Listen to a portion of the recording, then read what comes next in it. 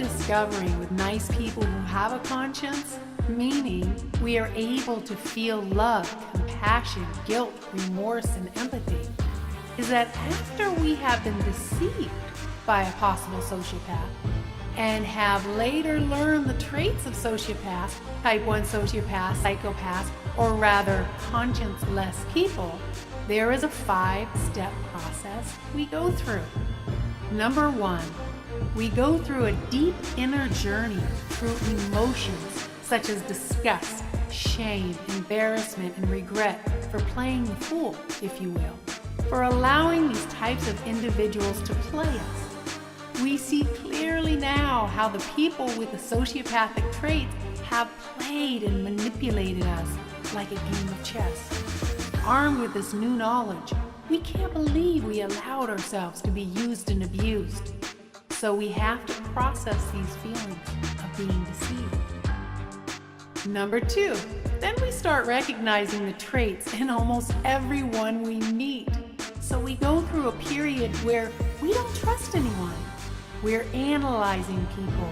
We're listening to everything they say and watching everything they do to see if it's congruent. Almost everyone seems to be conscience-less, especially when we watch the news and hear about people cheating, beating, conning, using, and deceiving others. It becomes quite clear that there seems to be 2 kinds of people in this world, those with a conscience and those without one. The givers and the takers, the lovers and the haters, those who strive for unity and those who strive for division. Number 3, and then we begin to get irritated that media and sometimes mental health professionals do not recognize sociopathic traits as sociopathic traits. So they don't inform us. It's like we start seeing what seems to be a cover-up of this information. Unless, of course, it's regarding a rapist or a murderer. Then they will most likely announce it as traits of sociopathy or psychopathy.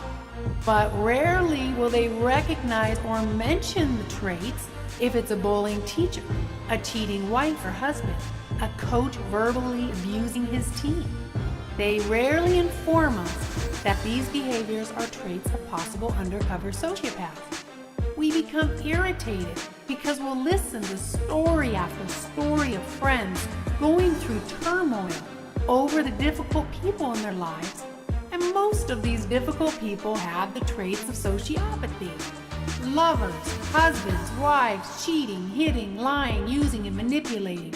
We will hear all the same traits of the conscienceless person coming out of the mouths of the people they prey on. The loving, giving, helpful, forgiving, kind people who may have low self-esteem or suffer from doormatitis. Number 4. Then we start to have peace with it all. We realize that most of the people who have hurt us in our past had traits of sociopathy. They may have been conscienceless, therefore they may not have been capable of loving us or feeling guilt or remorse. We were uninformed of these individuals. We didn't know there were everyday people among us who secretly wanted to hurt us, were jealous of us, and who wanted to see us fail. It wasn't our fault. We didn't know. So we end up forgiving ourselves and possibly even the people who hurt us.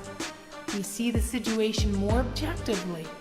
We don't desire to be around these hurtful individuals, but we can forgive them and let go. Number 5, and then the shift happens. We accept what is. We accept that there are people camouflaged among us who secretly want to use, abuse, and confuse us. These individuals may not know that this is their way. Some of them are our friends and family members, but now we love them and we pray for them, but this time with boundaries of steel. We no longer give into their manipulations and schemes, and we won't be guilted into doing anything we don't feel comfortable doing. So with this knowledge and now acceptance comes great empowerment.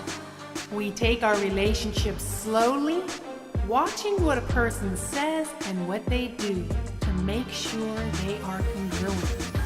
In other words, if a man brags to you about what a great father he is because he knows you have great respect for men who are excellent fathers, and then you discover he left his ex and his children and doesn't pay child support, well, that's not congruent.